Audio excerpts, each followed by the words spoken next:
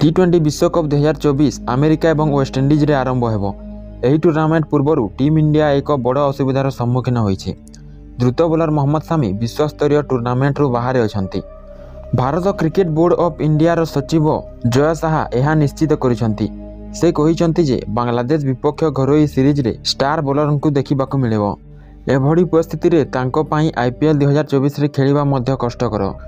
IPL एवं टी20 विश्वकप रु सामी ओडीआई विश्वकप 2023 रे भारत पई सर्वाधिक विकेट नैथिबा द्रुत बोलर निकट में गोईठी अस्त्रोपचार पई लंडन जाइथिले। से सोशल मीडिया माध्यम रे एही सूचना दैछंती। एबे खबर आसीछि जे से सेप्टेम्बर रे अनुष्ठित हेबाकु थिबा 2टी टेस्ट एवं 3टी टी20 अंतर्जातीय मैच रे बांग्लादेश विपक्ष रे खेलुथबा देखिबाकू बीसीसीआई सचिव जय साहा कहिसंती। सामी अस्त्रोपचार करिसंती। से भारत को फेरिसंती। सामी बांग्लादेश विपक्ष घरोई सीरीज को फेरिबार संभावना रहिछि।